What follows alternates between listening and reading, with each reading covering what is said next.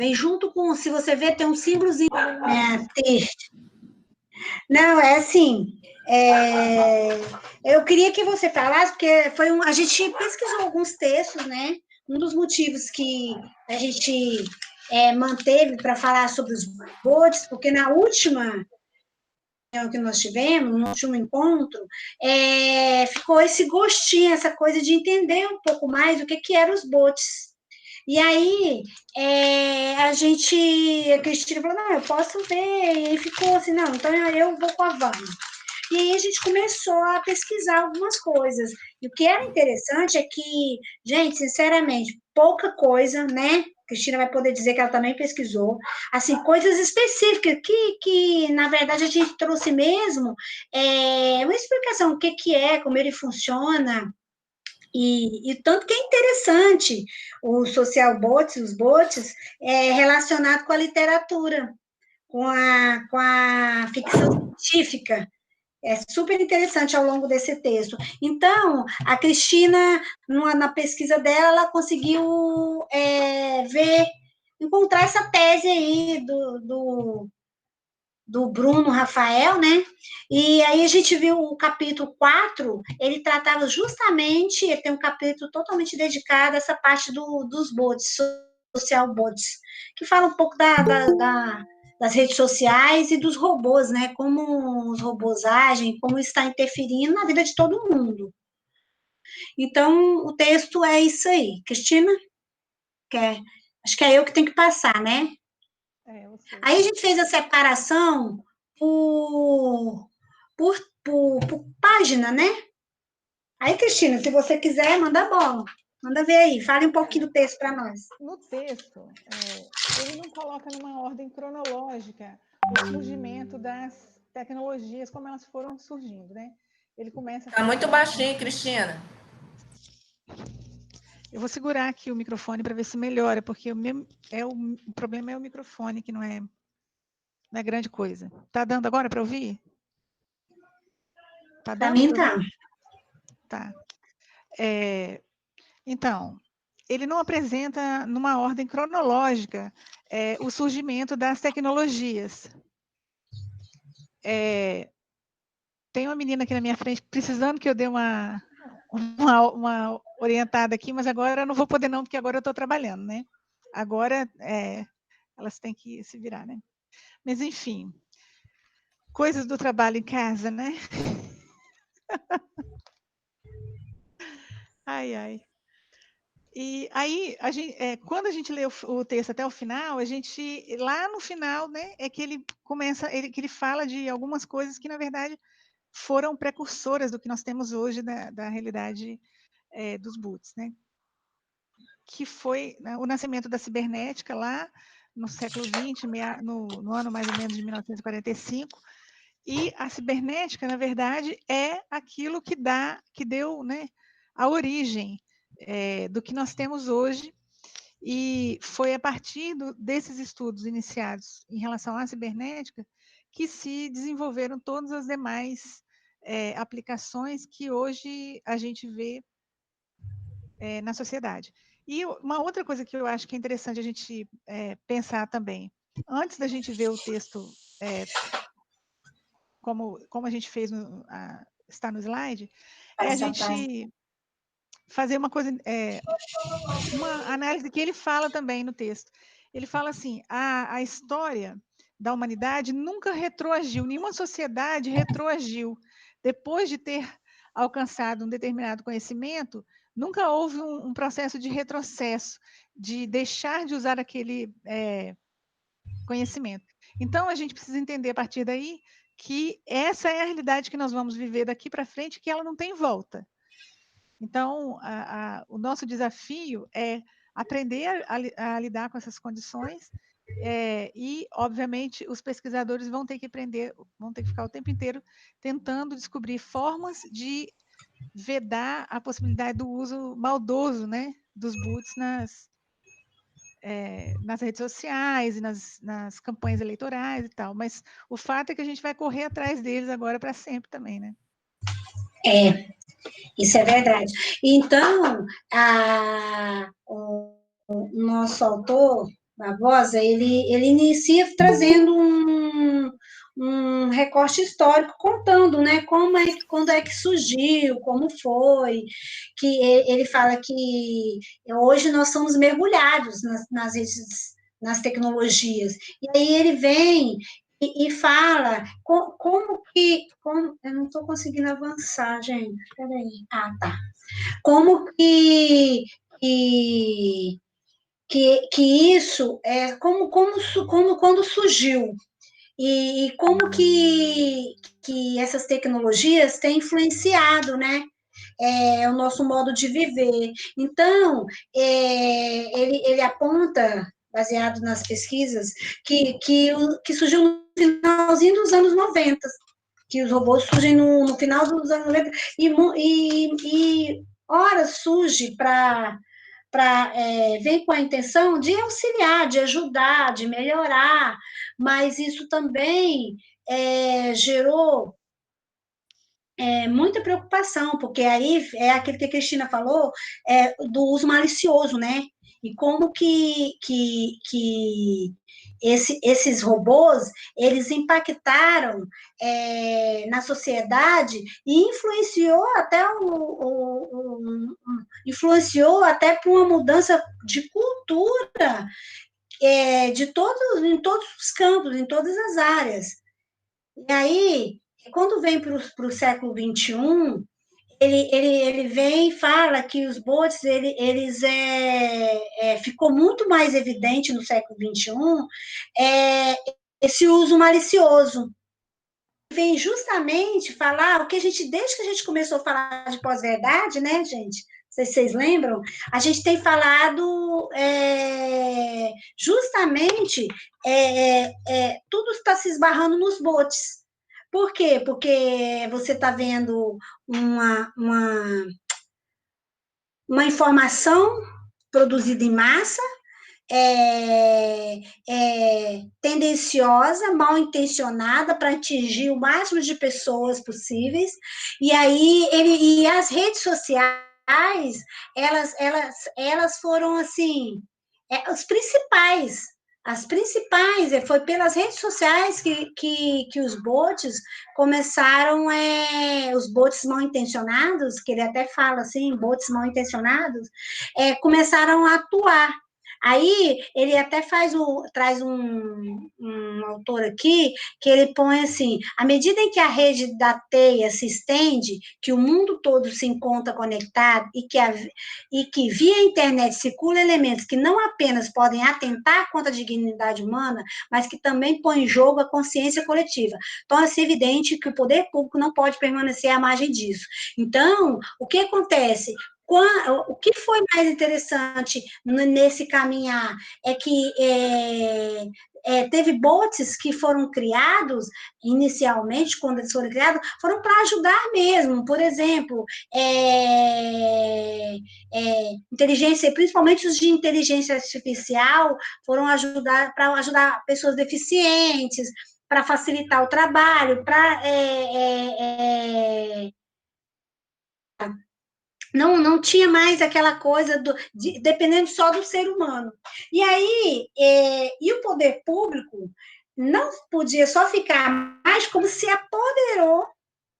E aí é o que a gente tem visto, né? Esse texto ele fala até da questão da eleição, e aí você vê como apoderou-se de tal maneira que isso virou pelo menos aqui no Brasil a gente está vivendo isso, os bots foram usados para manipular mesmo os resultados, para manipular a opinião pública, para manipular as pessoas, e estão cada vez tão perfeitos que você não sabe se é verdade ou se é mentira. Aí ele vem aqui, aí ele vem e fala a questão do agente público. A regulação desse tipo de atividade passa a entrar na agenda pública, não somente pela ameaça que pode representar, mas porque os bots passam a ser atores relevantes até mesmo nas relações de poder, que é o que eu acabei de dizer. Ou seja, o poder, isso ficou tão poderoso, a questão dos robôs, e a questão de como isso pode interferir nas relações de poder, que quem deveria, pelo menos eu acho, quem deveria estar à frente em combater toda essa notícia falsa, ou todos esses robôs, todas essas, todo momento as pessoas têm a privacidade invadida, de alguma forma, seu computador, por conta de robôs que tudo, em sua maioria, é relacionado com o poder, com que aquela pessoa que está captando roubando, né, capturando aquela informação, abre aspas aí, vai fazer com ela depois. Então, os sites das redes sociais, elas tá tão certinho, e às vezes os sites são, as redes sociais, tem pessoas que você não sabe, é muito difícil identificar. Lógico que hoje o discurso, ele tá tanto disso, que até quem não é especialista, ou quem não discute e está fazendo essa discussão que nós estamos fazendo, está começando a perceber como identificar. Quando você entra num perfil e o cara tem tantas fotos, aí é uma foto só ou duas. Eu acho interessante, para te dar um exemplo fácil de redes sociais, o meu esposo, ele fica trava uma guerra com a questão do Bolsonaro, nos perfis de redes sociais, principalmente do Facebook. E aí, toda vez que ele vê alguém comentando alguma coisa dele, que o perfil dele é aberto, ele vai lá e olha, eu acho interessante isso, e olha quem é aquela pessoa. Aí ele chega lá e ele fala assim, esse é um robô. Mas como é que você sabe que isso é um robô? Aí ele vai me falar, porque tem uma foto assim. Então, ele, mesmo sem saber, ele já traçou um perfil, é um robô ou não. E, normalmente, esse cara tem milhões de seguidores. Então, é por isso que, às vezes, é tão importante as configurações, salvar as configurações, melhorar as configurações, a segurança da sua conta. Porque se você tem uma rede social, uma conta com muitos seguidores, você é um forte candidato a bots roubar a sua conta. Porque a partir da sua conta ele espalha para várias pessoas. Então, eles têm muito esse perfil, entendeu? É assim, quando você fala, parece que a gente vai falar de bot só de coisas ruins. Tem as coisas boas, mas ele foi usado principalmente nesse século, mal intencionado mesmo. Cristina, quer falar alguma coisa dessa tela? No início, quando ele começa a falar aí da modificação nessas relações de poder, ele começa falando da questão política, e lá na frente ele apresenta outras relações de poder que foram decisivamente, e têm sido, né, decisivamente alteradas por essa sociedade altamente tecnológica que nós vivemos. Ele fala na arte, por exemplo, e na capacidade dos autores, dos artistas, na verdade, de produzirem uma arte completamente diferente, que é capaz de mudar completamente o entendimento, inclusive, a respeito de determinadas coisas. E aí ele fala do poder que esses artistas hoje têm, né? De poder alterar a forma como as coisas são valorizadas, por exemplo. Quando os bots começaram a ser utilizados, eles tinham fundamentalmente um objetivo benéfico, né? E eles fazem um trabalho repetitivo que seria complexo para a gente conseguir fazer, né? Mas o problema é que toda vez que um instrumento se mostra muito eficiente para determinadas coisas, tem sempre um pesquisador, tem sempre alguém por trás tentando saber por que tantas coisas acontecem, como que podemos usar isso para outras finalidades, né? Então, eu acho que desvirtuou bastante por causa disso, né? Sim. E aí o autor, ele traz ele nessa relação de poder, ele não especifica quem é quem nesse período, ele fala do período eleitoral. E aí a gente vê isso não só aqui, né, como isso ficou muito evidente lá nos Estados Unidos, né, com a eleição lá do Trump, e aí ficou muito evidente essa coisa de como que as redes sociais, as informações que circularam, elas foram fundamentais para que ele chegasse à presidência, assim, e que aqui no Brasil não está sendo muito diferente, não, que você está vendo que todos os dias, agora a justiça está derrubando os perfis. Hoje, na data de hoje, o Facebook derrubou não sei quantos mil perfis falsos. Mas por quê? Porque ontem a justiça brasileira multou o Facebook por não derrubar certos perfis falsos. Entendeu? E aí, isso mostrou, só cada dia está mostrando como que as redes sociais e as informações que foram repercutidas no tempo da eleição, do período eleitoral, influenciou para o atual presidente. E aí, isso está sendo questionado. Aí, às vezes, a gente ouve se falar muito leigamente, mas você está vendo pessoas qualificadas falando disso, e como que isso, que inclusive o autor, ele até fala que os partidos, eles estão, inclusive, treinando suas assessorias para usar essa informação. Então, e para mostrar as suas ideologias, né? Até ele falar contra a informação também pode ser trabalhada pelas assessorias. Então, ele vem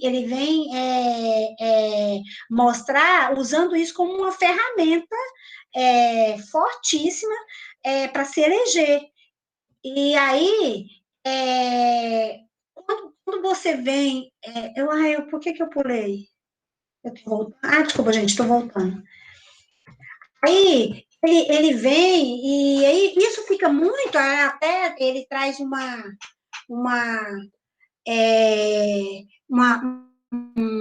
autor que ele fala assim, desculpa, deixa eu só voltar uma coisa aqui, ele fala assim, ó, perceber a participação dos autores não humanos na rede é o que propõe a teoria ator-rede de Bruno Latour. Por quê? Porque quando a gente estava falando lá no início da questão de identificar se um perfil é falso ou não, cada vez mais está muito difícil, e que quando eles têm, inclusive ao longo do texto ele fala que quando eles usa de mecanismos tecnológicos para poder combater esse mesmo robô, está ficando, os robôs estão tão perfeitos que esses mecanismos não estão conseguindo, e que às vezes é preciso que você, humano,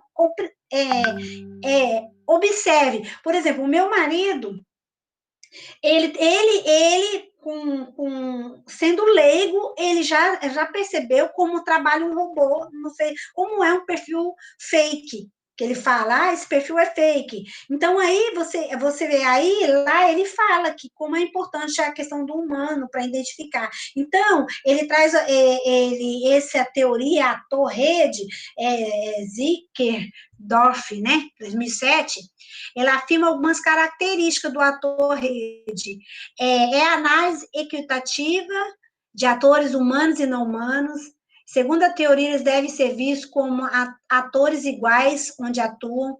Com a teoria ator-rede, a abordagem que observa tecnologia e sociedade de pontos de vista separados se torna inválida, porque a teoria os considera como parte de um único sistema sociotécnico. Tecnologia e sociedade têm de ser consideradas juntos, porque ambos influenciam um ao outro. E, assim, na teoria ator-rede, os participantes humanos e não humanos tornam-se agentes iguais numa assembleia que congrega humanos e objetos. Para Latour, os não-humanos se manifestam e possuem fala. Eles podem, inclusive, se comportar como como mediadores, ou seja, atuam transformando força ou significado. Então, você vê, tanto que ele traz essa, que não se separa o humano e o não humano, mas você vê que a diferença do humano em relação, para identificar, ainda assim, porque na hora que vai atrás das pesquisas de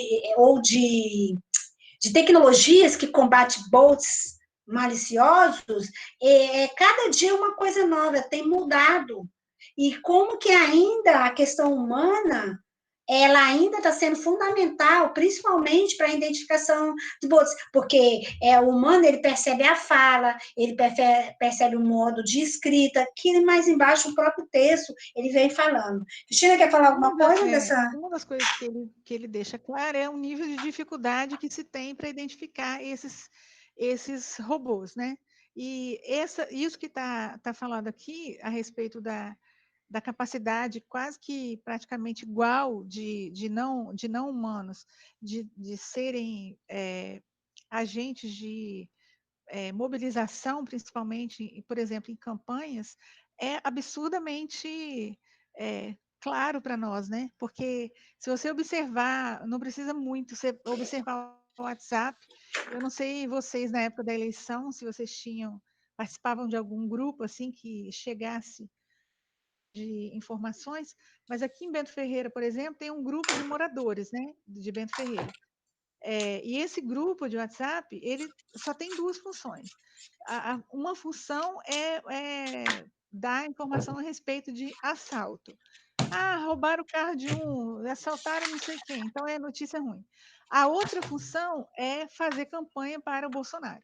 Então, na época da campanha, eu saí do grupo porque eu não dei mais conta, porque durante o dia a gente recebia assim 80, 90 fake news, todas de um caráter bem semelhante, assim, falando que o candidato opositor tinha comido a Bíblia, tinha rasgado a Bíblia, tinha jogado a Bíblia no lixo, enfim, notícias assim que só de você ler o título, você já sabe que é fake. Porque um camarada, ele não precisa nem acreditar na existência de Deus, mas se ele é candidato a presidente num país que se declara cristão, ele não vai comer a Bíblia em público se ele está candidato a presidente. Então, assim, só pelo absurdo do título você já sabia que aquilo era mentira. Mas, para os que querem fazer com que isso seja verdade, entre aspas, então eles ficam o tempo inteiro repassando aquilo.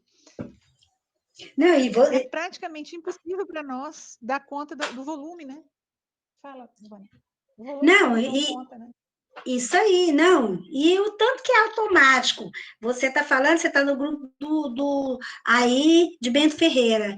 Você está no grupo do Bento Ferreira, e aí você está no grupo lá do Tocantins. Quase que simultaneamente, você recebe a mesma notícia aqui em Vitória e do grupo lá do Tocantins, mandado por alguém de lá. É verdade. É uma loucura. E, assim, eu ficava, às vezes, me perguntando, eu estou falando isso na minha experiência, eu tenho um grupo em Vitória, daqui nosso. E aí eu tenho a minha família do Tocantins, de Goiás. De repente, eu recebo da minha irmã do Tocantins a mesma notícia que segundos atrás eu recebi de alguém daqui de Vitória. E aí eu ficava me perguntando, meu Deus, esse povo é muito rápido. Essa coisa de propagar informação, você não dá conta de controlar. E aí, só revoltando aqui, então, os sites, ele continua fazendo algumas, ele vem mostrando como que surgiu, né? Como que iniciou essa questão dos bots, por quê? Que aí ele fala assim, os sites de redes sociais ganharam popularidade enquanto o mundo se tornava mais conectado. A gente fala do primeiro bate-papo, né? Do primeiro chat. Quem lembra do primeiro chat? Oh, meu Deus, aquilo era bom demais, gente. Hoje a gente não dá conta disso, né? Que era o bate-papo. Antes começou por telefone, lembra? Alguém lembra daqueles que você ligava e tinha um telefone, que tinha uma sala, que você... Alguém aqui, quem é da minha época, vai lembrar, não sei se já fizeram uso. Bate-papo, que você fazia por telefone. Começou aí os chats.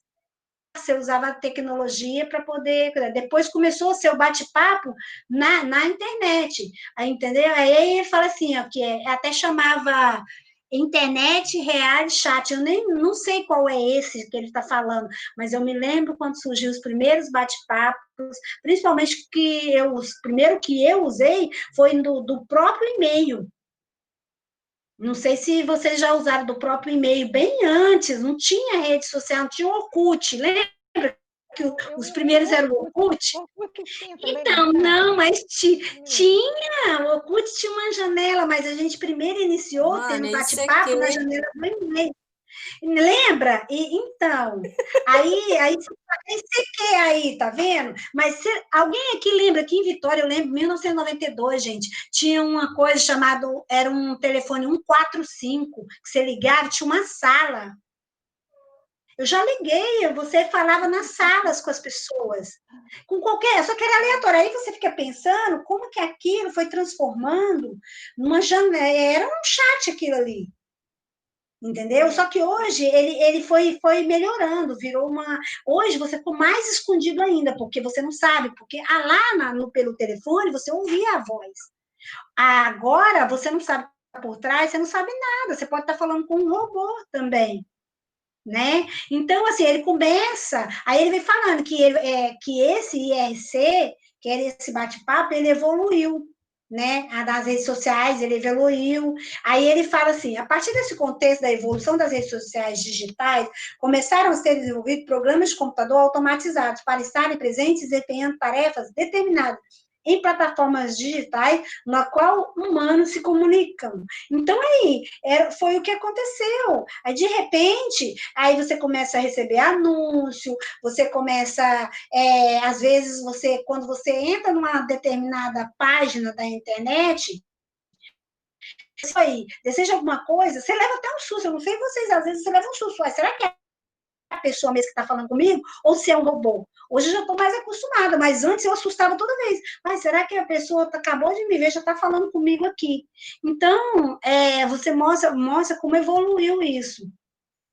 Então, o que acontece? Aí ele vem falar dos sociais robôs, que vai chegar que é nas mídias sociais, né? Como que os robôs usam muito as mídias sociais. Usuários humanos de redes sociais digitais podem, mesmo sem a intenção, entrar em contato com social bots, tanto por não saberem do que se trata, quanto porque existem robôs desempenhando tão detalhadamente que é impossível para qualquer um identificá-los como robô, que é o que esse texto tem tratado bastante dessa dificuldade que é no início, de como identificar, que é difícil identificar, porque você não identifica de cara, você precisa ter um padrão, um perfil, um determinado padrão para você identificar que ele formou, que aquilo é um padrão dos robôs. Mas aí ele fala que isso está sempre mudando. Então, assim, o que é o bots? Eles podem ser definidos como programas de computador que controlam contas em sites de redes sociais. Eles podem aparecer em diferentes formas. Então, quando a gente estava falando lá atrás do que eram os bots, a gente vai e traz para cá o que é o social bots, que é os bots das redes sociais, né? Como que é que eles se comportam, o que é que eles fazem. Então, ele continua aqui. Alguns desses bots, né? Alguns deles não são nocivos e são utilizados na interface de ferramentas, são chamados de benignos, que podem ser usados para receber notícias, informativos sobre o clima ou para interagir, porque a gente está cansado de ver que tem, quando eu recebo um determinado o sininho, né? Do YouTube, né? Que me avisa que vai ter alguma coisa, com certeza é um programa, está programado avisar na minha conta que vai ter lá aquele negócio, entendeu? Mas aí que começa, que vem alguns bots, os bots foram criados também com propósito malicioso, para distribuir desinformação, né, e espalhar vírus, entendeu? O alvo, para alguma coisa aqui, Cristina? Não, tá. Pode passar. Aí, o alvo do social bot são potenciais todas as entidades e seres humanos conectados a uma rede social. Então, gente, todo mundo está fadado a encontrar um robô pela frente, e é assim, mesmo que as pessoas saibam que existe risco, a maioria não tem pleno entendimento do que representa esse perigo na prática. Usuários que não regulam a privacidade de suas contas, por exemplo, podem ter suas informações roubadas por social bots que coletam informação. Por isso, é muito importante você ver as configurações de privacidade de 2 etapas, gente. Agora, não sei se vocês já responderam, se vocês já viram lá nas contas de vocês, assim, quer fazer de 2 etapas? E a gente nunca faz, né? É porque está o tempo todo se prevenindo dos bots. E aí é preciso que a sua Facebook, Twitter, Instagram, conta do YouTube, você faça essa regulação da privacidade de 2 etapas, para evitar com que os bots roubem os seus dados. Porque se você começa a ter uma movimentação muito grande na sua conta, você vira alvo dos bots, porque eles estão trabalhando para coletar justamente os perfis mais famosinhos. E às vezes, até perfis que não sejam famosos, é porque usa a sua conta para entrar em contato com outros, né? Às vezes você sua conta não é famosa, mas você, por exemplo, o Twitter, minha filha que me explicou isso.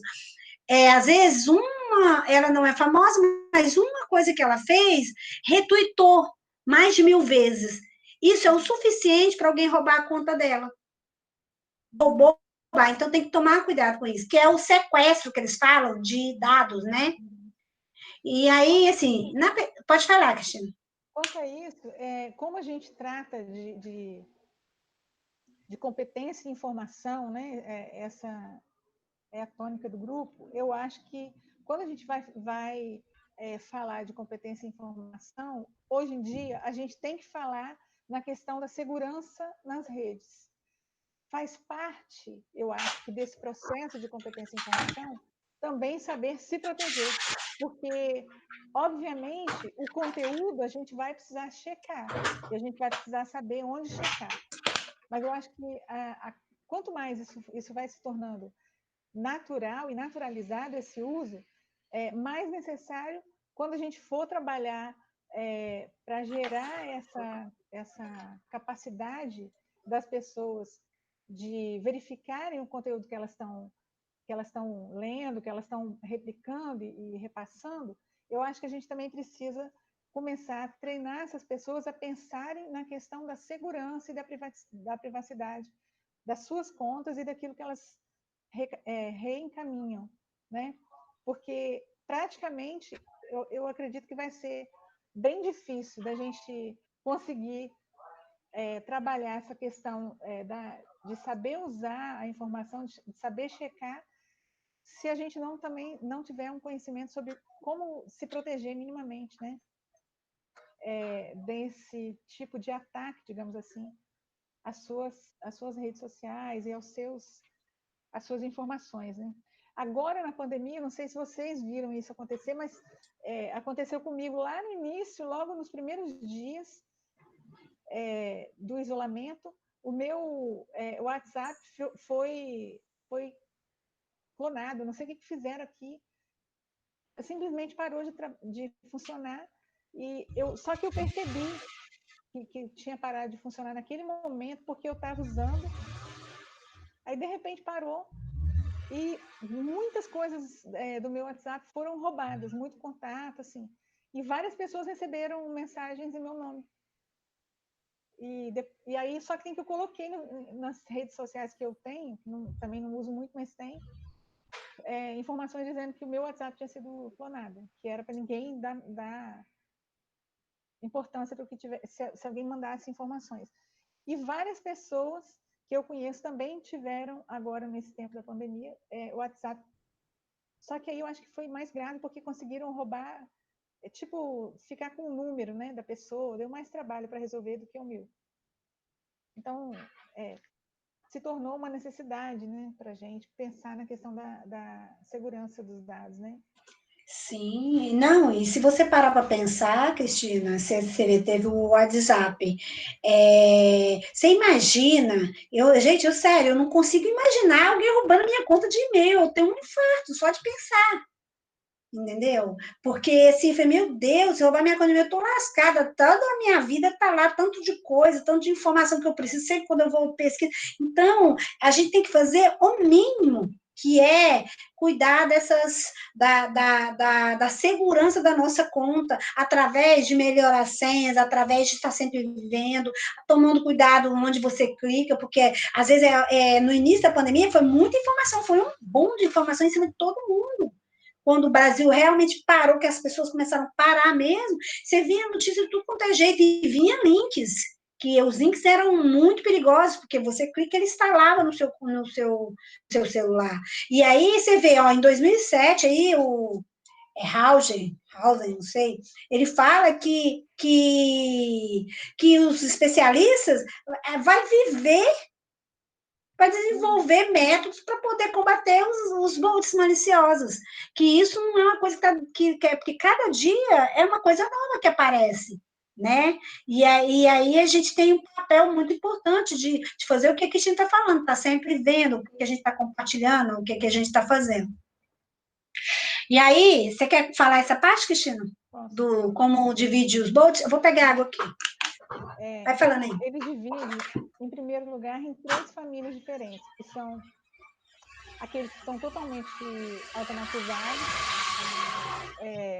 e que só precisam ser ativados uma vez, né? Eles são programados, né, para fazer aquilo e não precisa mais de nenhuma interação posterior.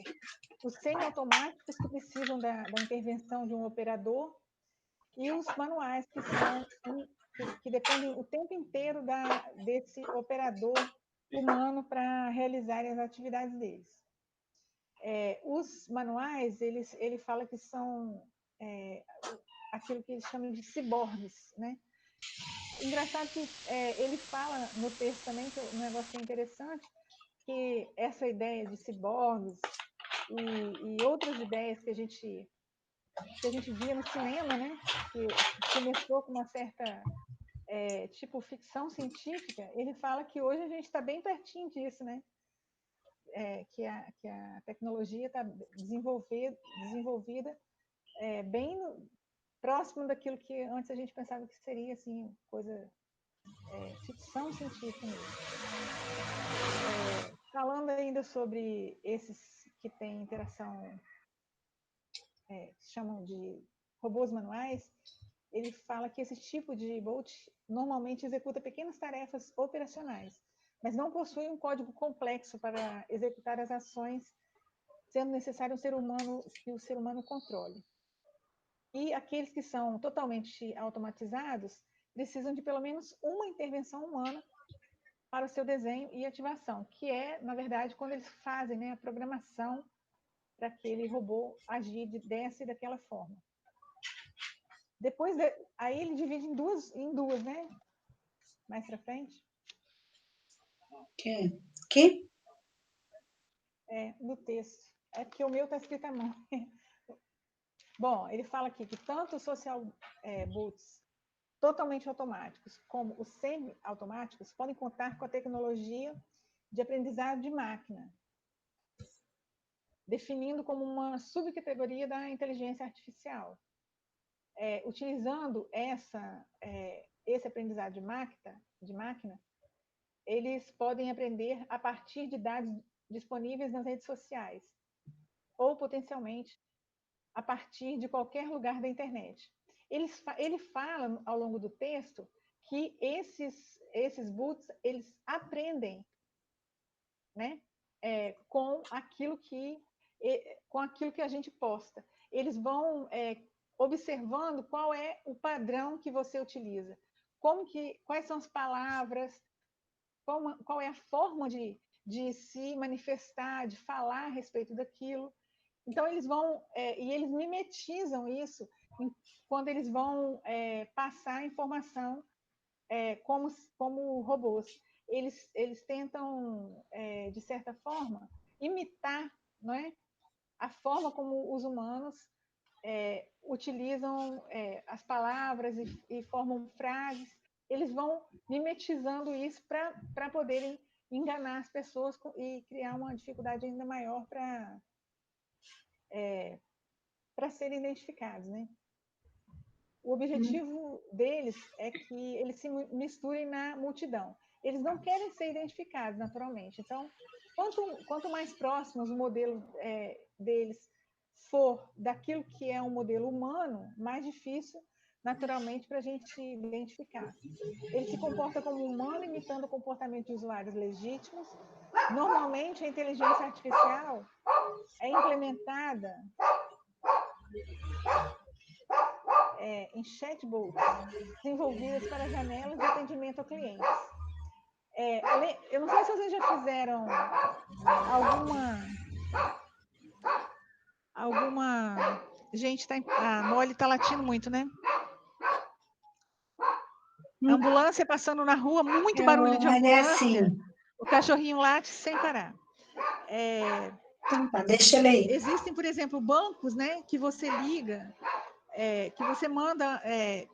a Caixa Econômica, por exemplo, se você quiser fazer alguma coisa na Caixa Econômica hoje, você pode fazer... Tem um negócio aqui, Caixa Pandemia, não sei se vocês já viram, que é um telefone que você resolve várias coisas por WhatsApp. E quem está se comunicando com você ali é um robô. E aí ele vai te dando aquelas perguntas, né, específicas, e ele te dá as opções de resposta, e você resolve uma série de coisas ali, você de um lado e o robô do outro. Você fornece dados mínimos e ele localiza a sua conta. No meu caso, eu tenho conta na Caixa. Então, com dados mínimos, eu não preciso dar de um número de conta nem nada. Dados mínimos que eu forneço, eu consigo me comunicar. Então, é a forma como isso aí está sendo utilizado, né? Aí ele traz até a preocupação com os bots sociais, né? Que ele trata como a inteligência artificial, né? Dos bots, ele está bem assim, parecida com a questão humana, que está cada vez mais parecido, e ele também traz, autor, a preocupação com esses bots sociais, e os danos que ele pode dar, que ele até traz uma questão, mesmo os bots benignos, aqueles que enviam notícias, informações, podem contribuir para espalhar informações não verificadas, que aí o que acontece, mesmo que é bom, ele espalha a questão, a informação ela está sendo espalhada e ninguém está vendo. Entende? Não, aqui, ó, notícias não checadas ou intencionalmente falsas podem ser absorvidas por bots e repostadas. Então, se você tem uma notícia que não é verificada e chega num bot, ele vai replicar ela. Se for uma conta que é bot, ele vai replicar ela, entende? Então, assim, ele pode ter sido para criar uma coisa boa, mas ele espalha uma notícia falsa, né? Uma notícia que ele chama não verificada.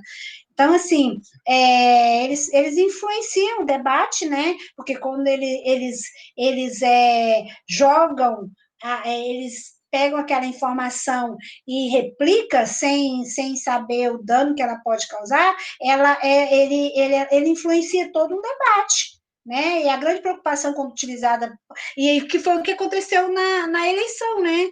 E aí o autor até traz a palavra, ele traz grande preocupação quando utilizado para influenciar eleições e a própria democracia é ameaçada, ou seja, que é exatamente o que nós estamos vivendo e que a gente está cobrando todo momento, e que tem gente que fala que não, mas você está vendo que a todo momento uma conta aí está descobrindo que está errado, que é uma conta fake. A detecção de bots é como uma corrida. Então, ou seja, a gente já até falou, eles vivem para tentar detectar esses bots, os especialistas, porque porque cada vez mais ele está impactando na nossa vida e no modo como a sociedade tem reagido, e ainda assim eles ainda continuam disseminando notícias não verificadas e interferindo no modo, né, de como as pessoas estão vivendo. Ele, inclusive, o autor fala que esse assunto bots é novo, foi de 2010 para cá, entendeu? Que tem falado, entendeu? A Cristina já até falou que os bots, quando ela falou dos ciborgues, né, e da questão da literatura, a história dos bots, ela perpassa pela cibernética, lá de 1945, e surge como um novo campo de pesquisa, e uma ciência preocupada em produzir máquinas com circuitos eletrônicos que reconhecem padrões. Seria o embrião dos bots. Então, tá vendo? A cibernética, nessa pesquisa do Barbosa, mostra que a cibernética é o embrião dos bots. E aí, fala que os bots já existiam há muito tempo atrás, no imaginário, e aí quando ele vem comparando como é que é? A ficção científica, né? Quem que nunca viu ficção científica e que como que o povo criava, não vê, a gente não pega aí, como é que chama aquele filme lá daquele ator que viajava no tempo? Que aí tem 1, 5, 6, 7, De Volta para o Futuro, quanto que a gente pensava naquilo, que aí ele inclusive, ele assim, pegando só isso, então, quer dizer, as obras literárias e a cinematográfica, elas acabam mostrando, até eles tratam isso como se fosse um visionários, futurísticos, né? Então, De Volta para o Futuro é como se aquilo fosse acontecer, entende? Então, essas transformações nas quais a sociedade está submetida podem ser melhor compreendidas ao serem observadas pelo prisma de uma cultura da convergência, que acontece na mente dos indivíduos, na medida em que podem ser estabelecidas conexões entre o elemento da mídia, ou seja, a mensagem que circula nos meios de comunicação, e a realidade cotidiana. A história mostra que as civilizações nunca voltaram para trás, que a Cristina falou isso no início, né? E que no século XXI tudo passa pela tecnologia, religião, indústria, ciência e tal. As atividades humanas estão utilizando intensamente as redes de comunicação, a informação computadorizada, a humanidade está marcada pelos desafios políticos, econômicos e sociais decorrentes da tecnologia. A arte também assume esse viés tecnológico, produzindo obras que levam a repensar a condição humana, suas convergências e consequências, que é o que a gente estava falando, como que a obra, como a arte interferiu totalmente, e que, às vezes, quando é que a gente pensava que a gente, filmes antigos, falava, a televisão falando com a pessoa, ou você mandando, abre a janela, coisa que não tinha, que hoje, que estava lá na ficção, que hoje tem, com o Cortana, né, que é uma inteligência artificial do Microsoft, que você pega a sua casa toda e programa no Cortana, e ele acende a luz, abre a janela, faz um monte de coisa. E aí, como tem o Siri, né, que o Siri do iPhone, da Apple, que também faz várias coisas que antes não tinha, e que estava nos filmes. Então, o ator, ele pega, ele traz ele vem falando da arte e vem comparando como isso com o momento atual, com as redes sociais, e com tudo que a gente está vivendo, e coisas que antes não aconteciam, e hoje é uma realidade. Aí ele vai dizer, pressupostos básicos passam a ser. Olha só, você vê, o século XX, as tecnologias elas criam um espaço que é mais do que bidimensional, tridimensional ou arquitetônico, é cyberespaço. Vem falar, que ele fala do espaço e tempo, né? Quer falar alguma coisa, Cristina? Corri. Tá, pode ir. Na sociedade em rede, são as escolhas que importam, o diálogo do pensamento humano com a máquina. As interfaces possibilitam a circularização das informações que podem ser trocadas, negociadas, fazendo com que a arte se constitua num evento de comunicação, que como as ideologias acabam se escondendo por trás das comunicações, né? De tudo que a gente vê, ou como como determinado filme ou determinada peça ou escrita interfere, porque o que será que aquela pessoa está querendo dizer com esse texto ou com esse vídeo? Então, a arte em si interfere, e é a tecnologia, né? Assim, Vânia, do uso da tecnologia para a produção da arte, que ele dá até um exemplo, né, de como que era essa arte antes e que agora ele fala que os artistas são os únicos que podem conviver nesse ambiente sem serem tão digamos assim, impactados, porque como eles representam a realidade através da arte, eles podem também utilizar as tecnologias e a forma as formas que a tecnologia disponibilizou para eles para reinterpretar a sociedade. E isso vai virar arte. Portanto, eles não serão tão impactados como a maioria de nós, né? Porque ele coloca como um artista, né? Ele tem esse poder de interpretar isso, porque acho que é porque ele acaba percebendo algumas coisas que está além do que a gente está acostumado a ver. Né? E aí ele até tem o último autor que discorre sobre essa que a presença das tecnologias no ambiente indica que o homem está fadado a reinventar a vida, que é isso, vai estar sempre mudando, e a arte fica aí, imitando a vida, mas nem sempre até traz isso, né, a vida, mas nem sempre como ela é. Mas também não deixa de ter razão em certas coisas, né? Então, quer falar alguma coisa aqui, Cristina? Não, pode passar. Senão a gente não termina. Posso? Nós estamos, 59, isso. A ficção científica e a história. Então, ele traz um resgate dessa questão da ficção científica, né? Afirma que as circunstâncias, no resgate histórico a respeito do gênero, Robert, 2005, que as circunstâncias culturais e históricas do século XVII determinaram o surgimento da ficção científica como a conhecemos. Dois grupos contribuíram de maneira fundamental para a criação do gênero: o protestantismo racional pós-copérnico, de um lado, e a teologia e o misticismo católico do outro. Mas eu vou querer ouvir o Ricardo falando para nós disso. E aí, né? Vamos ver. Ricardo, essa vai ser para você, hein? Vai ser para você, hein? Ajuda nós. Então, e aí ele vem falando aqui, até traz uma tradução dele, ficção científica é onde a arte e ciência conectam. É a prova empírica que a arte e a ciência não constituem um regime binário. Toda a ficção científica e crítico teórico, Teodoro Stugel, a palavra ciência deriva do latim scientes, que eu acho, não sei se é assim que fala, que não significa método ou sistema, mas conhecimento. O conceito de ficção científica como ficção do conhecimento, portanto, é satisfatório para Stugel. Encontrando ferramentas e máquinas na maior parte da ficção científica. Neves explica, robôs, máquinas, aí ele vem me explicando, né? Me perdi.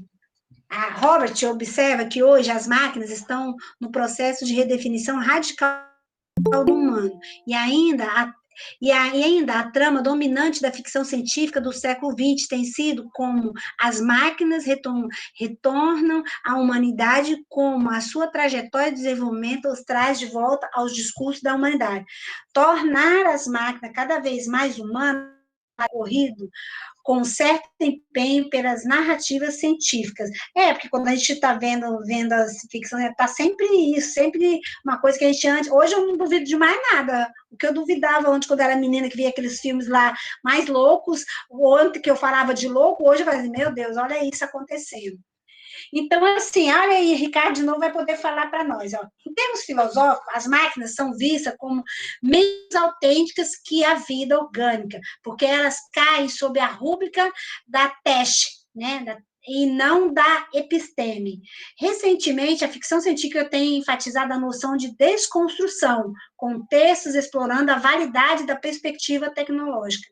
Uma história não é necessariamente um fato. A participação ficcional ficcional de um ou outro discurso da ciência também não é suficiente para transformar a história em verdade. Estamos acostumados com a ideia de que a maioria dos filmes reflete a vida real, de forma muito precária. Então, ele faz essa fala. Então, e aí ele continua aqui. Uma matéria da revista Scientific American afirma que, no caso dos filmes, a ficção científica era bastante sobre a predição do futuro. Por outro lado, o gênero tem uma surpreendente quantidade de acerto, que é o que faz, às vezes quer prever o futuro, mas acaba que tem coisas que realmente parece que era aquilo que aconteceu e outras não. Então, ele vem e traz aqui uma lista de algumas das previsões bem-sucedidas, como a porta automática da série Star Trek, que é comum em shoppings, falando das portas automáticas, tá falando do carro sem motorista, não vê aí a UFES, né? Você vê o carro elétrico, coisas que, sabe, algumas coisas, e-mails. Diga-se de passagem, quase matou na Bahia Braga. Então, pois é, daqui da UFES, logo da UFES, ai, Jesus. Então, aí tem o Siri, tem o Cortana, aquele que eu falei. Então, assim, e aí, para finalizar, ele retoma a questão dos bots, né? Que o social bots faz parte desse grupo. A participação dos bots não é corpórea, mas os perfis automatizados que estão em redes sociais digitais têm atuado como participantes do debate público, reproduzindo opiniões, inflamando campanhas, espalhando notícias e boatos e influenciando os acontecimentos pelo fato de se fazerem passar por seres humanos. Então, a tecnologia permeia de forma decisiva na arte do século XX. A ficção científica assume um contorno de gênero capaz de estabelecer o diálogo entre a arte e a ciência. A mistura entre fato científico e visão profética abre o caminho para que muito do que era ficção passe a ser realidade. Se muitas previsões tecnológicas dos filmes vierem habitar a vida real, uma das que se apresentam de forma crescente são os social bots, enquanto que o conceito de bots que participam como atores do processo comunicacional, na tentativa de se parecer com seres humanos, já permeava o imaginário popular, a produção artística e os esforços teóricos das décadas anteriores, principalmente a partir da segunda metade do século XX. Então, isso é uma realidade na nossa vida, e cada vez mais eu acredito que o que nós estamos vivendo nesse problema com os social bots e com os robôs, eu acho que a tendência vai ser intensificar, porque quem vai querer perder esse poder? Não vê? Quem vai querer? Você vê que como isso cada vez mais, e nós somos pequenininho perto, por detrás de quem está atrás desses robôs aí, manipulando a informação para nós, entende? Então, eu acho que finalizamos, né, Cristina? Tem alguma coisa aí para tecer? Bom, esse texto, ele fala em linhas gerais sobre os bots. A gente achou uns outros textos, inclusive tem alguns textos que eu não li até o final, mas que falam assim coisas mais específicas, né, sobre bots e sobre formas, né, que eles captam o nosso interesse e mandam para a gente informações que são teoricamente do nosso interesse.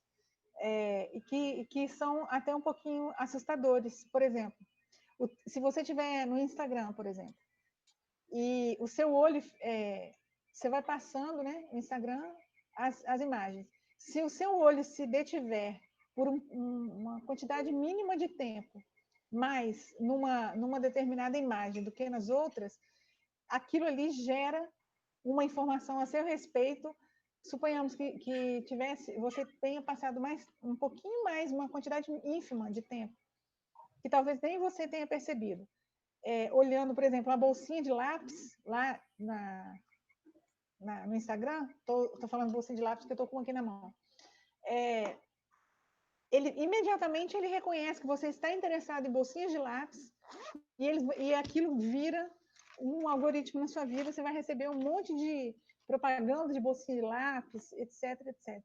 Ou seja, a cada dia que passa, quanto mais todas essas tecnologias são desenvolvidas, a nossa vida está mais exposta a elas. Como a gente sabe que a sociedade não vai retroceder a um período anterior, né, ao que se tinha anteriormente, a gente vai continuar desenvolvendo mais e mais e mais aplicações para isso. O que nós precisamos fazer é desenvolver a nossa habilidade e desenvolver tecnologias também, né, para driblar ou para identificar esses bots na nossa rede social, na nossa vida, né? Enfim. Então, esse fundo aí é daquele filme Blade Runner, né? O Caçador de Androides. Quantas coisas que aconteceram naquele filme lá que a gente fica pensando, a máquina conversando com você, e hoje você conversa com a máquina. A Cristina acabou de detalhar tanto que ela conversou com o robô para resolver problemas do banco, né? Mas é isso aí, agora vamos abrir, né, Mari?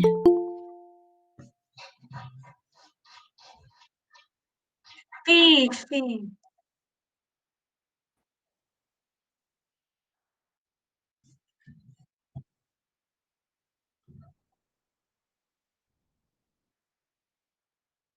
Uhum. Eu vou parar a apresentação.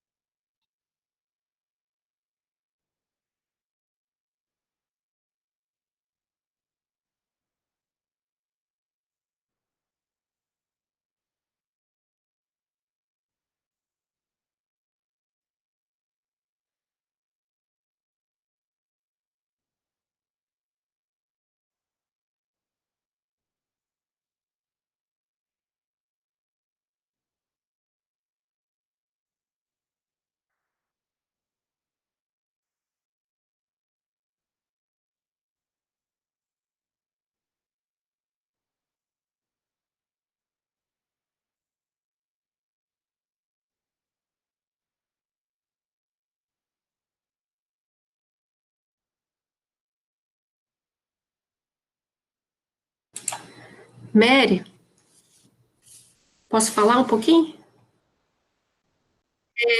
Me lembrou também essa questão, né, os putsch, né, com as discussões de Froman, tratando da materialidade da informação.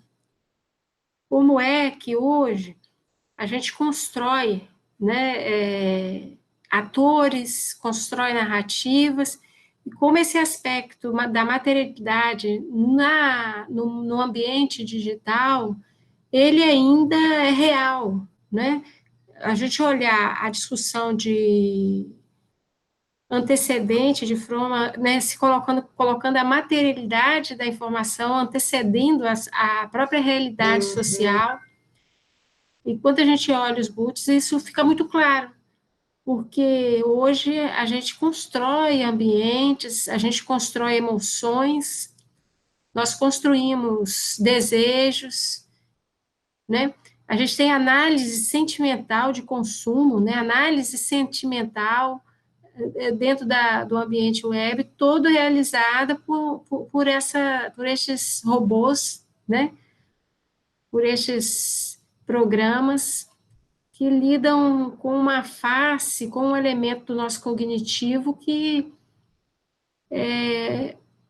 antes era de complexo desvelamento, né? E que hoje, rapidamente, a partir dos sentidos, eles podem ser monitorados e parametrizados, né, a partir dessa lógica binária.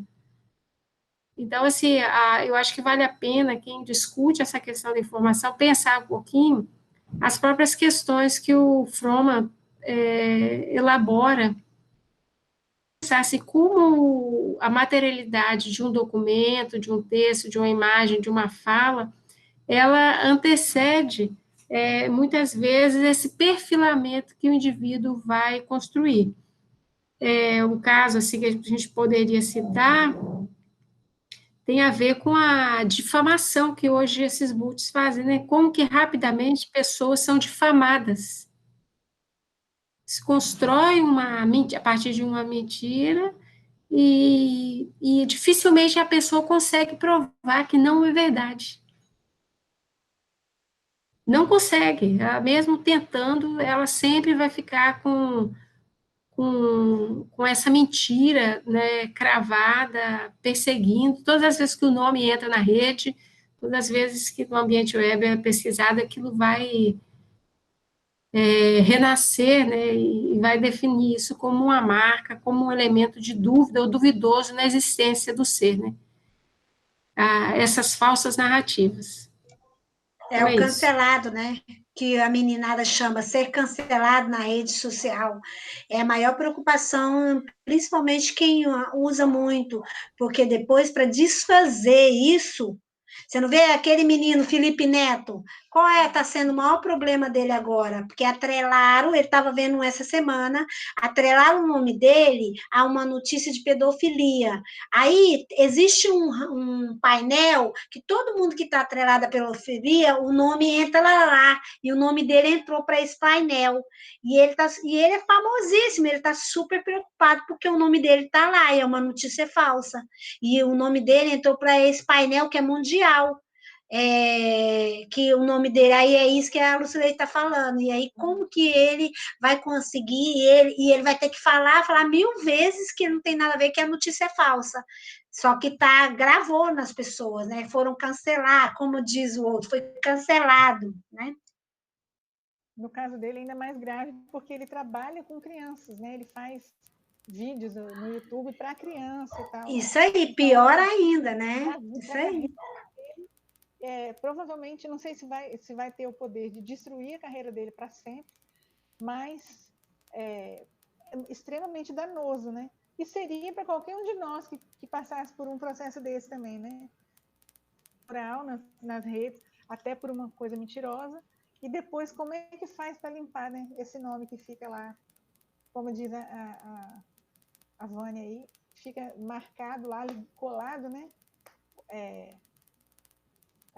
colado com aquela palavra, com aquele indicador lá de uma coisa que não é verdade.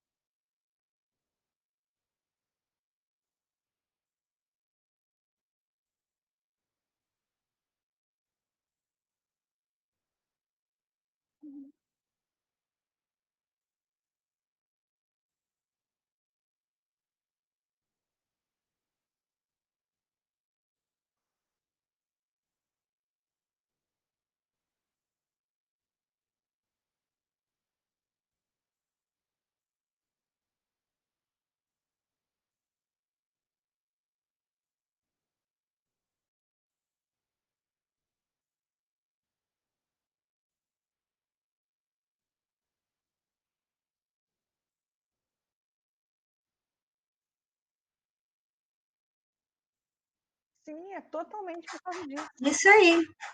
É 100% por causa disso. É.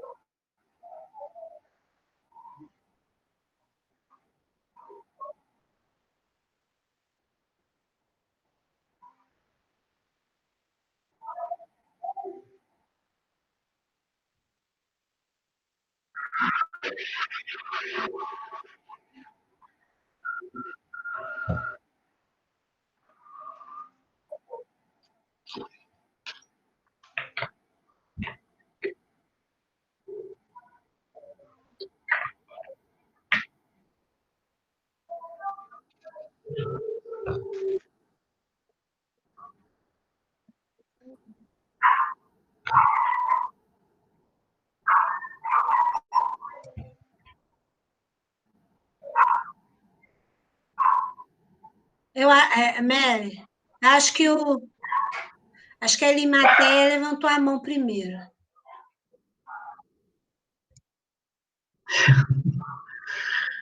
Não, vocês viram a entrevista do Felipe Neto? Eu vi outra ontem no Globo News. Eu até me surpreendi, porque a gente tem um certo preconceito, né? Pelo menos eu tinha. Ele se mostrou bem antenado em relação a essa discussão, até mais que muita gente que tem falado sobre isso, na verdade. Ele mostra, primeiro, que, de fato, ele não trabalhava com conteúdo infantil mesmo, ele fala muito disso, mas ele fala mais nessa situação em relação à questão como o poder público pode trabalhar com isso, como que as próprias redes, Facebook, as grandes, as maiores do mundo, todas elas já têm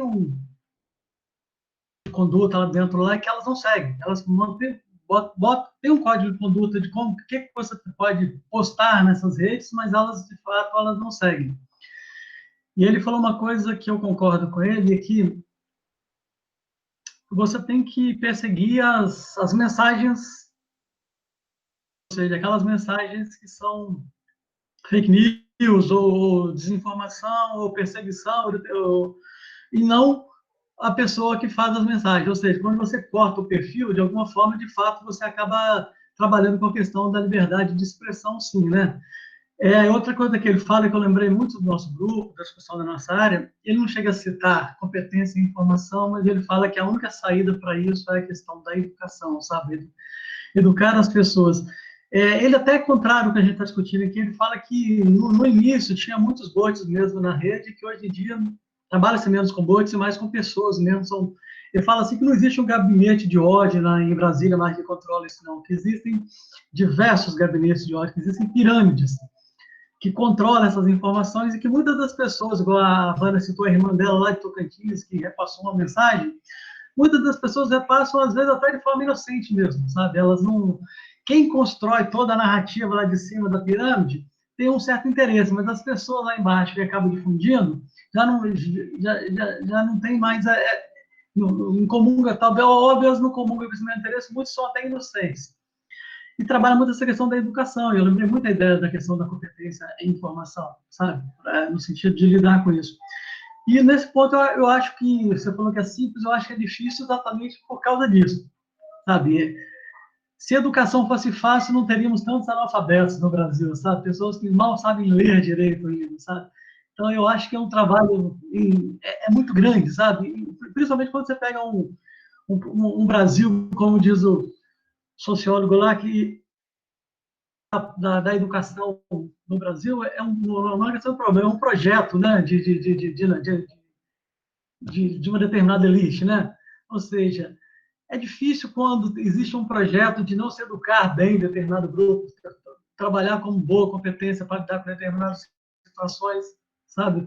Um determinado grupo que é majoritário, que é hegemônico em termos de poder no país, sabe? Então, eu acho que a gente precisa trabalhar com isso, a gente precisa lutar por isso, mas eu não acho que seja fácil, não. Eu acho que é bem difícil.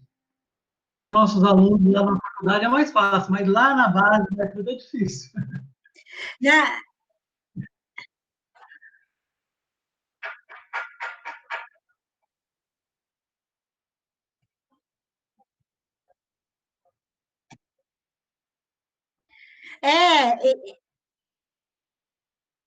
É, eterna poliana.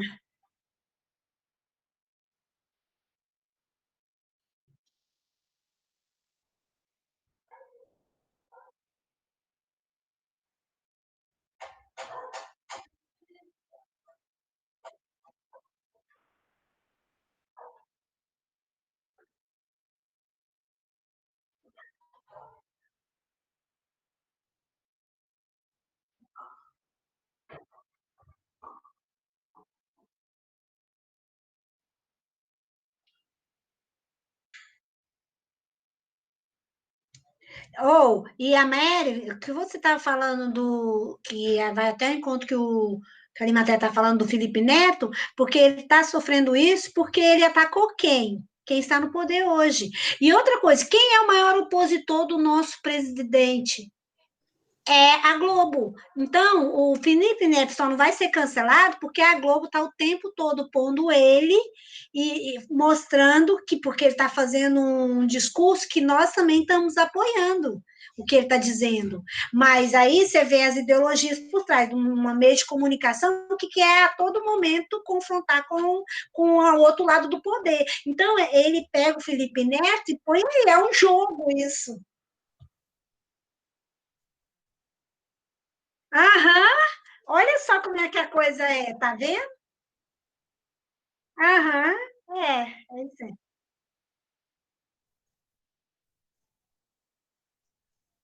aí. Posso falar, Mary? É a vez de quem agora? Ah, beleza. Então tá, gente, ainda estou um pouco tímido aqui ainda, tá? Primeira vez, né, aqui no grupo. Obrigado mais uma vez, né? Mas, assim, muito pertinente, né, essas discussões, muito interessante. Gostei muito da apresentação da Vânia e da Cristina, porque faz a gente refletir muitas coisas, né?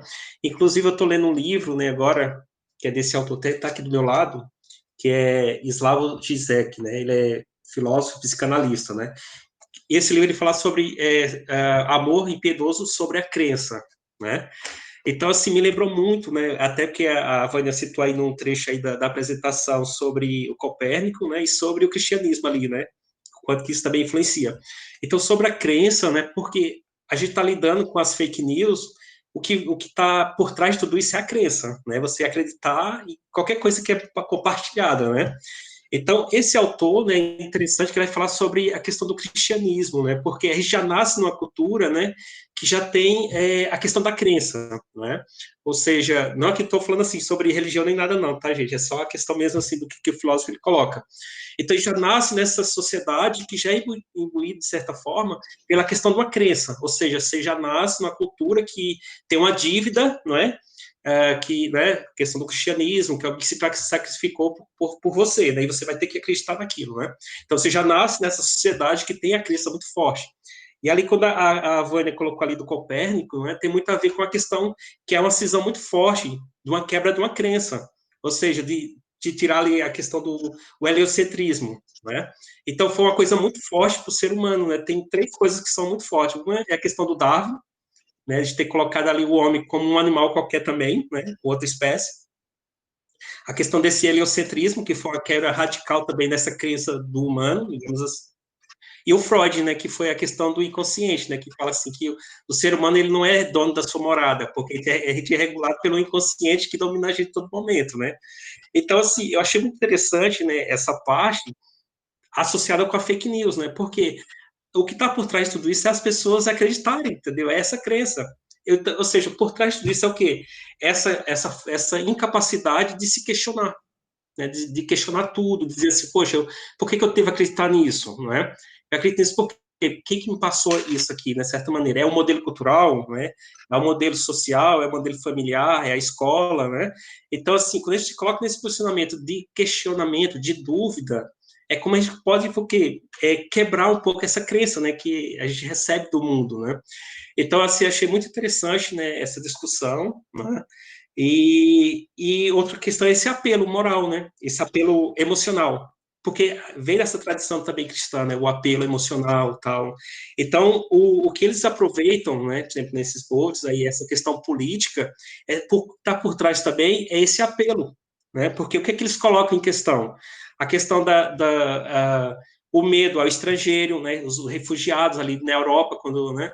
Eles teve muito aquela questão da guerra ali da Síria também, né, essa questão da saída do Reino Unido da União Europeia, eles utilizaram muito essa questão do medo, que as pessoas tivessem medo do estranho, né, a questão dos refugiados que eles iam tomar, então eles preferiram sair dessa questão. O Trump ali usou a questão ali dos mexicanos, né, que teve aquela questão de criar um muro, né, para dividir ali os Estados Unidos, não ter a questão da família tradicional, que eles levam muito questão sobre esse fator, né? Que a questão de gênero vai, né, quebrar esse modelo de família tradicional, né? E a questão da violência, né? Então, há sempre, né, aquela questão, igual houve aqui no Brasil, né? Vamos distribuir arma para todo mundo, né? Para a sociedade tornar-se o quê? Segura, né? Então, assim, por trás de tudo isso tem que ter sempre esse apelo do medo, né? E é a partir daí que é essa manipulação, né? Então, a gente vê esse apelo emocional, a questão dessa crença, e a gente vai ter que lutar muito por isso, eu acho, assim, sabe? É uma coisa muito difícil, porque a crença é uma coisa que está muito enraizada, digamos, na cultura, entendeu? E as pessoas, elas têm medo de pensar o diferente, de questionar aquilo que já é estabelecido. Então, eu acho que a gente, enquanto bibliotecários, né, assim, né, pensando nessa competência, eu acho que vai ser um trabalho muito árduo, assim, mas não tem outra saída, porque, igual foi comentado aí, né, pela Vânia e pela Cristina, não tem como retroceder mais disso, né? A gente vai ter que lidar com isso agora. Então, acho que seria isso, minha contribuição. Muito bom. O Ricardo falou tudo que eu ia falar resumido. Porque vocês lembram, logo que a gente começou as ferramentas de WhatsApp, tinha um outro aplicativo também que eu não me lembro o nome, que aí depois logo foi ultrapassado pelo WhatsApp. Lembra que a gente recebia, não sei vocês, eu recebia direto foto de acidente, de pessoa que se jogou da ponte. E as pessoas começaram a questionar isso. Até onde a gente estava invadindo a privacidade, a família de alguém, né? A individualidade da pessoa, né? A privacidade. E foi feita uma campanha assim, entre a gente mesmo. Poxa, gente, não manda isso não. Você está publicando uma coisa que você nem sabe quem foi que te mandou isso, de onde que chegou isso, quem trouxe isso. Você nem sabe se a pessoa se jogou da ponte mesmo. Se esse acidente aconteceu na Rodovia do Sol, né? Vamos parar de compartilhar esse tipo de coisa. O tempo, né? O WhatsApp foi só melhorando esse tipo de coisa, e hoje eu não recebo mais esse tipo de informação. Né? Eu não sei se é alguma coisa de modelação de informação que eu fico pesquisando, que eu replico, mas há muito tempo eu não recebo mais esse tipo de informação.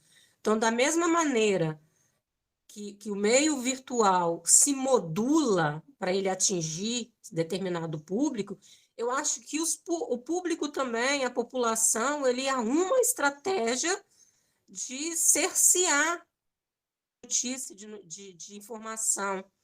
Então, assim, é uma questão de tempo mesmo. Né? A pandemia ela só veio extrapolar, né, todos os limites de informação, porque agora está todo mundo conectado. Quem não tinha celular bom deu um jeito de arrumar, quem precisou do celular para trabalhar, do notebook para trabalhar, deu uma melhorada na máquina. né? Isso que é esse movimento que eu estou vendo acontecer. Então, isso é um meio da população dizer, não, a ação que eu quero, né? Então, as coisas vão se modulando. Leva tempo? Leva muito tempo. Mas também é um feedback nosso, né? E eu acho que os profissionais da informação estão dando um banho. Eu acredito nisso, né? Que a gente está vendo o que a gente está colocando, o que a gente quer ouvir, o que a gente quer dialogar, o que a gente quer entender. Que são esses, que aplicativos são esses? O que a gente pode usar a nosso favor para a sociedade? O que a sociedade espera do profissional da informação? Eu acho que, assim, é uma dialética sem fim que a gente só vai melhorando. Eu acredito que a gente só vai melhorar. Espero. Vai levar tempo, mas eu acho que o resultado vai ser positivo. Isso.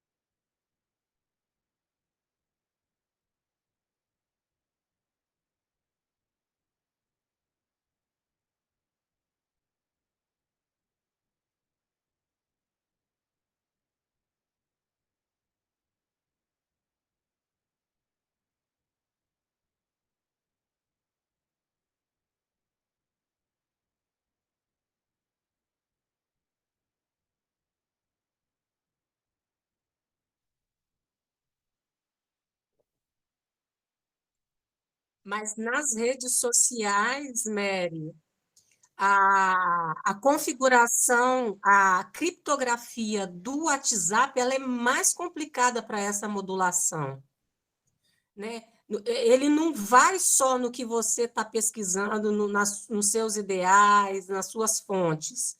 Ele vem com tudo, ele passa igual um trator, o WhatsApp. Ele não quer saber se você quer ou não aquela notícia.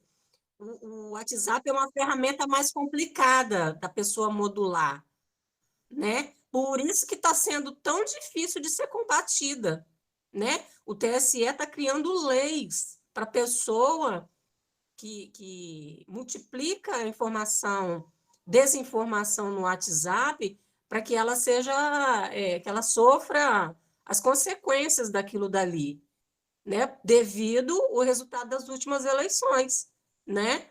Então, assim, nas redes sociais em si, na internet aberta, eu acredito que seja modelação mesmo, de perfil de usuários.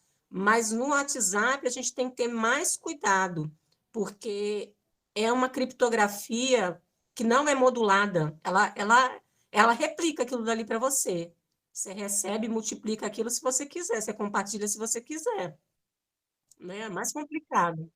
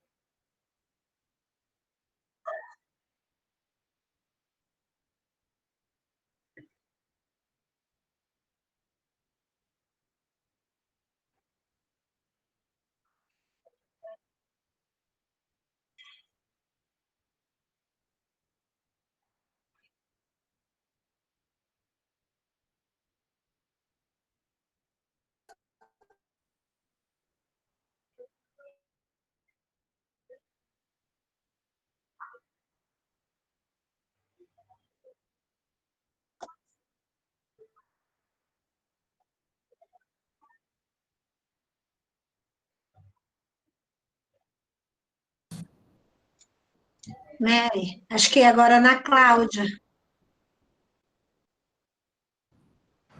Então, é importante a gente levar em consideração aqui que se fala muito da questão da competência e atrelada à questão da formação, né, dos processos educacionais. E eu concordo plenamente com isso. Mas se a gente for levar em consideração que a população brasileira, majoritariamente, ela só teve acesso à educação formal de 1920, 1930, e isso eu estou falando da população dos ex-escravizados, né? Porque a grande maioria da população negra que compõe o Brasil, a população brasileira, ela só teve acesso aos meios formativos há pouco tempo. Então, se a gente for analisar, são só 90 anos. A grande massa da população faz parte desse grupo. Né? Então, é muito... assim, a gente não pode deixar isso, sem levar isso, essa questão com essa perspectiva, porque o acesso à educação formal foi muito limitado para o negro. Os negros que a gente tem, que foram grandes referências, foram muito mais autodidatas e muitos deles tiveram que sair do Brasil para estudar. E a partir do movimento negro, que começou a pressionar e fazer um movimento paralelo pela formação, é que a gente teve grandes avanços aí para uma educação mais ampla. Para a gente ter uma ideia, a história afro-brasileira só foi implantada agora, tem pouquíssimo tempo. Então, a gente não pode também achar que a população ela é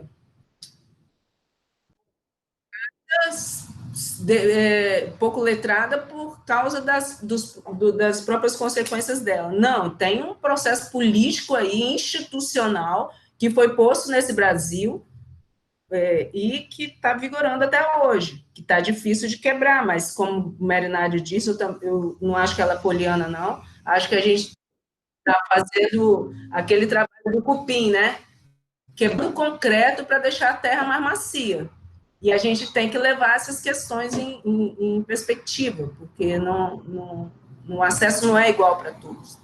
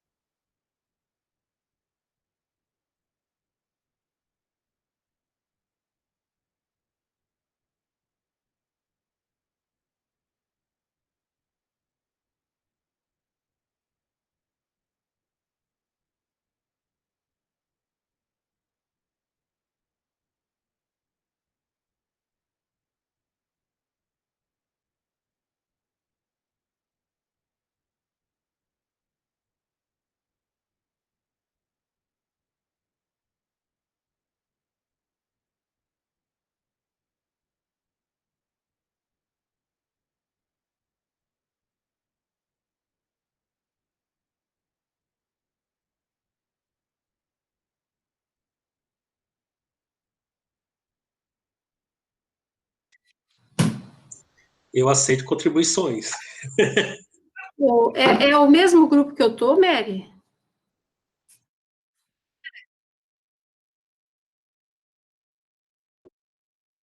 Ah, tá. Não, é porque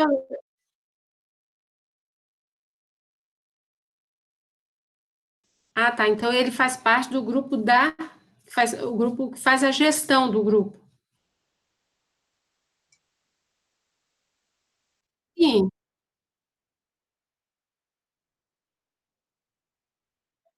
eu vi.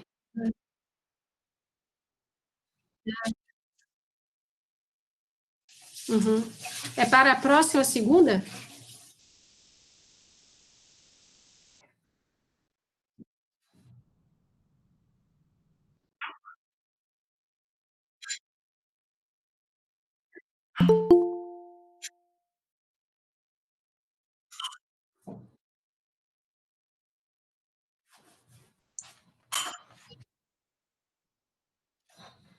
Foi esse feriado, acho que dia 4, se não me engano.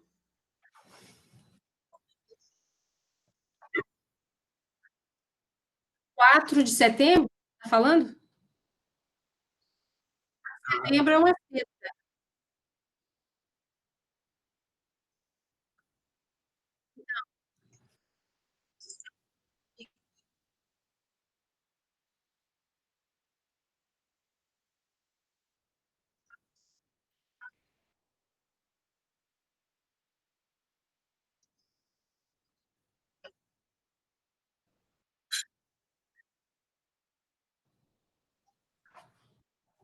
Ah, Não poderia. Até feriado também. Feriado também. Gente, a Nádia tá se propondo aí, ó. Olha o chat aí.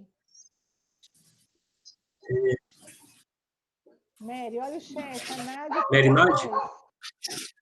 Tem alguém falando, eu não estou ouvindo. Olha o chat. A Nádia quer. Isso.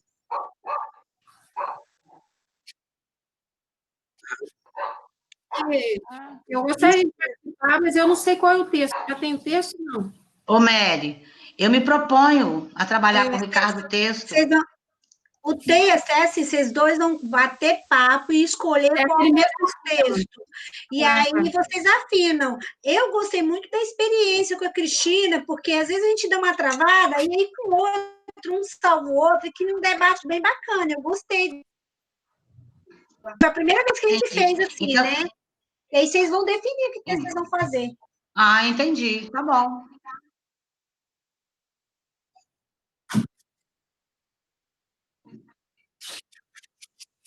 Tá. Não, então deixa a Nádia, porque eu já participei uma vez, a Nádia pode ficar com o orientando dela, né?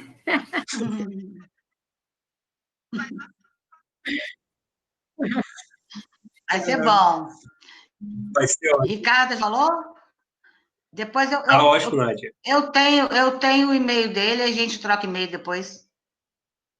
Tá bom? Ótimo. E o texto, depois eu já vou separar o PDF para você compartilhar com o grupo também. E compartilho também com a Nádia. Mary, a gente está esquecendo da questão inicial que a gente falou, do início das aulas. O que a gente definiu? Vai ser o quê? Vai ser às 16, lembra? Porque a cara está falando aqui que ela vai ter, viu, cara? Você está falando que seleciona às 18, então a gente vai começar às 16. Ok. Ok, tranquilo. Obrigada. Até que repassar depois direitinho, mas naquele controle que a gente faz lá na gestão, para a gente atualizar, né? Para o pessoal.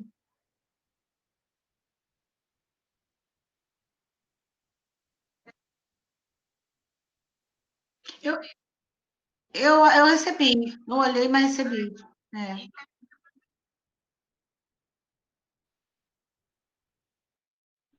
Recebi também.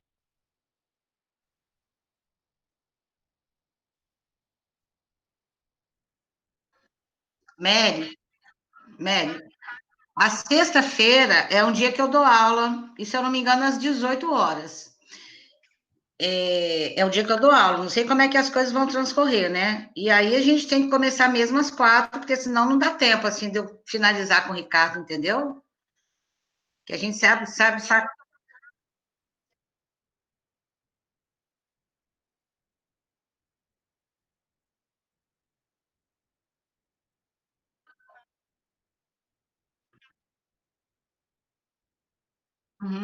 Porque a gente discute 1 hora e eu acho que é o suficiente. Depois a discussão, né, ela prossegue, se eu tiver que sair, não vai atrapalhar, tá bom? A gente não poderia fazer essa reunião no dia 31, não? De agosto?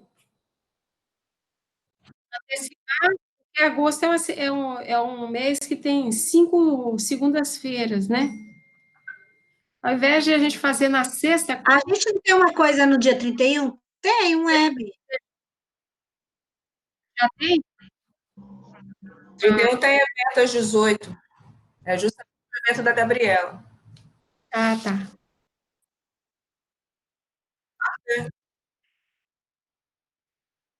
Ah, tá.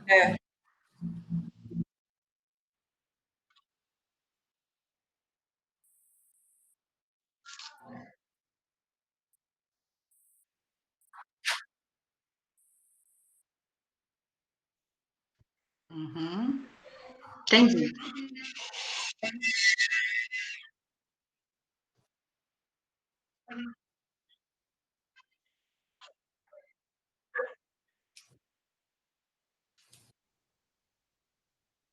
Isso aí.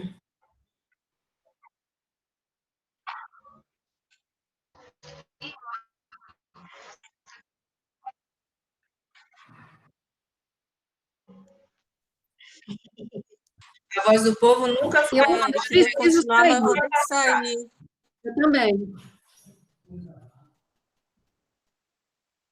Eu preciso sair. Outra formação chegada. 7h30, eu tenho.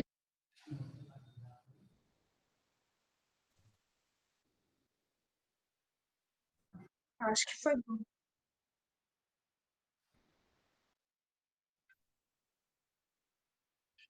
Estou sentada aqui 3 horas da tarde. 3, não. 4. Geraldo, Dia 4, Mary. Dia 4. Foi dia de setembro. 4, né? 4.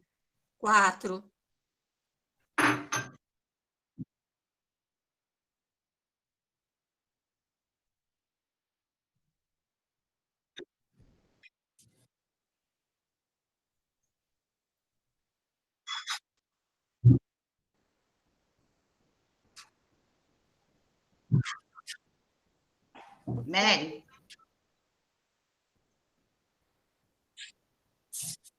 Mary, eu tenho uma mediação em novembro, né? Do Dalton e da Daniela. Está agendada a mediação para novembro para mim.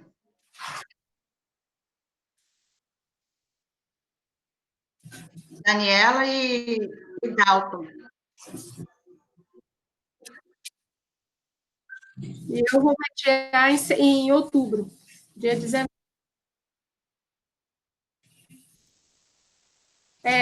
Com a Daniele.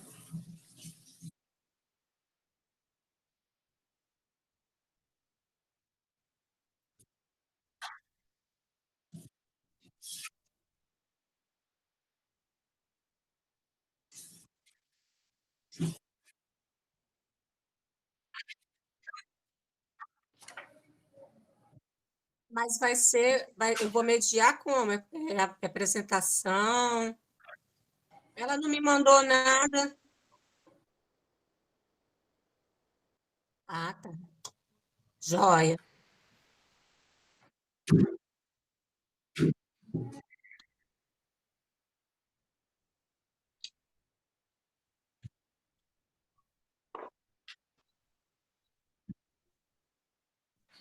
Foi.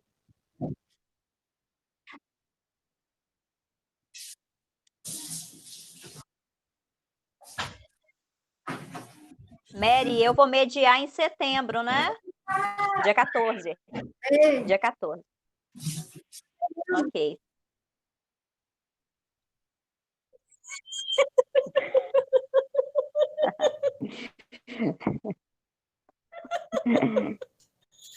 Tá Tô bom. toda me tremendo com esse negócio de mediar aí, meu Deus do céu, só tem top lá. Tô até. O que eu vou falar? Não sei. Vai lá.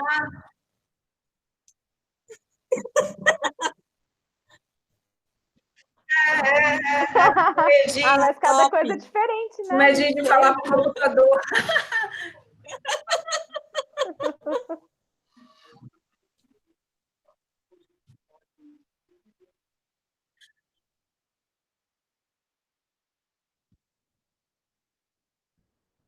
Vocês estão arrebentando, viu?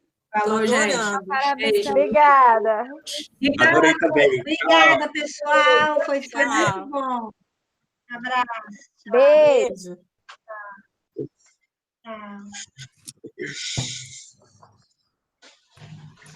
Tchau.